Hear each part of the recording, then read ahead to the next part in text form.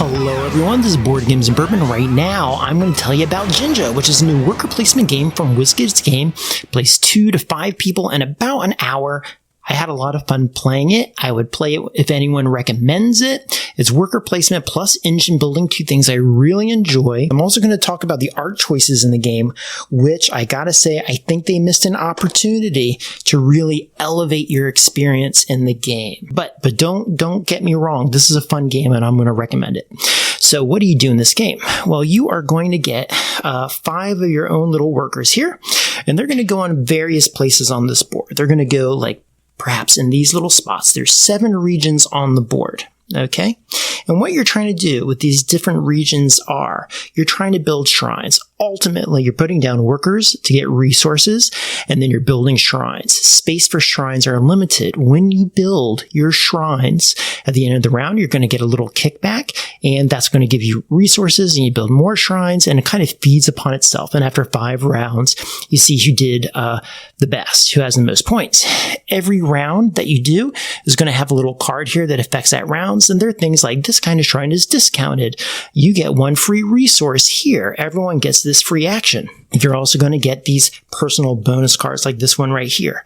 And this says you'll get 6 points at the end of the game if you build in the blue and if you build in the red territory. Okay, you're going to get a handful of those. You're also going to get these, and these are the build cards. These are what you have to build to actually put your shrines down. This here is saying that you're building in the red territory. You're going to need 1 of these red buildings here. You're going to need 3 of these green resources here. Once you build this, at the end of the round, you get a bonus, and this is where the engine building comes in. Here it says you get to pay 1 gold, right? There's a currency in the game to use a gain territory resource activity. And what does that mean? Well, that kind of gets back to these spots here, and they're multi-purpose. Like right here, if we're looking at this spot, if I wanted to put my person on this spot here, that would allow me to take the resource from the board, okay? Or you can go here, you can pay the resources from a card, and you can drop your shrine into the territory. Now, we're going to talk about this later, and I'll leave that right there, okay? Once you do that, at the end of the round, you will not only get the end game bonus over here, which is upgradable. It starts like this. This says you get 1 coin, 1 gold at the end of the round, but you could upgrade it here, and it says you can get 2 points, okay, at the end of the round. You're not only going to get that, you're going to get whatever was on your card. And like I said, here it says you can pay money to use an action. And that's really important because there's a lot of blocking going on in this game. If you don't use one of these territories down here, you can use these spots up here. And what do these spots say? Well, this says here that you can get rid of a card. Okay, let me get a little closer in there. This says you can get rid of a card and you can draw 3 random resources from a draw bag. There are random resources, a big old bag full of chits in there, okay? You grab, and then everyone else gets a random one as well. Here I can pay 2 gold, and then I can pull up a discarded card. Like if someone used this or no one had used it in the game, I get to pull it up and I can build it right away. And that's important because if I needed to build in this spot here, but this was blocked, I need to go here to be able to access it. Here, I can draw 2 possible future build cards, but I have to get rid of 1. Here, again, if the spot is blocked on the board, I go here and I can gain the resource. Here I pay 1 and I can build a building. Again, if I'm blocked, I can go there. It's more expensive. So you're finding ways to kind of like circumvent what other people have done. Here, you can flip 2 of the end round bonuses and you can take 1. Here, you can pay 2 gold and get straight points. And then you got to roll this die. So that's pretty cool. It's a little bit of a chance. I find that fun. If you get a blue face, it's 3 points. If you get the red face, it's 5 points. Here, you can offer 4 gold and you get 6 points. If you pay 2 gold, you get a resource if you want up to 5. So I guess that means 10 gold there. Or you can trade in to get money back. Here, you can place a worker, and that means you can roll for structures. Structures are what they call the chits in the game, the resources. Again, if you get a blue, you get 2 randoms. If you get a red, you get 1 of your choice. Just dig in there. There's that. Use that spot. There's 5 players, 4 to 5 players. You pay 1 and you get 2. Down here, 3 to 5 players. Gold supplements. You just get gold. Here, there's a blank. Anyone can go. And for 5, again, you can roll for resources.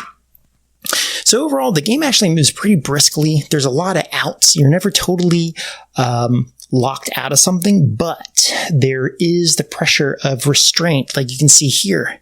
In the green terry, there's only so many places you can go. Over here, there's only 2. So there is a restraint on space. There is the worker placement and where you go to subvert things and circumvent what people have done. Do I block a space to make it hard on somebody? What do I take when I'm there? Which territories do I build and flip my bonuses? All really good decisions. Okay, so that's the gameplay. Fun, brisk, totally would do it.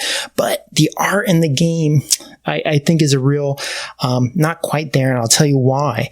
This game is about building shrines in Japan, and that's a very noble thing, perhaps very traditional. And then you get this art in the game that is very active and moving. And this almost reminds me of anime to a degree. And I'm not even talking about, like, I don't like the style. I'm just talking about congruence between theme and the choices. When you look at the chits are very plain. There's no composition there. And when they go on the board, they kind of they don't really elevate the board. They just kind of look like they were, I don't know, just not completed, It was just drop an icon on a chit. I would have liked to see a pattern. And then you have the board itself here. Now you have this really nice picture of Japan going up to center, but then it's just chopped up with these boxes everywhere. It's so chopped up you don't even get to enjoy the picture here. I think that was a real missed opportunity to make this more stylized. You just got all these squares over here, just chopping up the whole thing. And then you look here, you have 1,000 different fonts. You have this font and this size over here. You have this over here, which I think is just Arial font. You have this over here. That's another font. You have this font down here. That's something else. So it's a little chaotic to the eye. Now let's talk about the production of the bits. Well, when you make the shrines, here are the shrines. When you look at it, shrine is actually quite ornate, okay? Quite ornate. But when you put it on the board, guess what you see? You just see this. You just see the top. So unless your perspective, your eyeball, is like right down here, your eye is on the table, you're not going to be able to enjoy that artwork. Let's see if I can get that to zoom in. And even that has to be like right up on you. So I think I would have preferred to have wooden bits there. These are also very, very light in the hand. My goodness, you almost feel like, and I don't want to be derogatory here, but gosh, they kind of feel like dollar store bits there. The tokens over here for tracking your place on the board, again, just incredibly lightweight. They don't feel like quality. And I think when you make a game, especially if this game's going to be like $50-$60, you need to invest in the parts that your hands are touching. The die over here, maybe it's because it had to be have this graphic laid upon it, but it's an incredibly lightweight die. I would have almost preferred like a wooden die in my hand, something more traditional, heavier, more tactile to the touch. But again, I don't want to get caught up in those choices there because the gameplay itself is actually very brisk and a lot of fun. And maybe, you know what, maybe the burst of color and the vivaciousness and the activity that I see in this font, even though I wouldn't associate it with shrines, maybe it does bring to life because maybe shrines in traditional sense are too staid. Anyway, that's JINJA. I give it a thumbs up. I would play this. I'm looking forward to getting more people to play it with me. Okay, that's my ultimate takeaway. If you like worker placement and engine building, this is a fun one. I would say it's not the heaviest game I've ever played, but pretty darn fun. If you have questions about gameplay, let me know, and I'm happy to help. Talk to you later, everyone. Bye.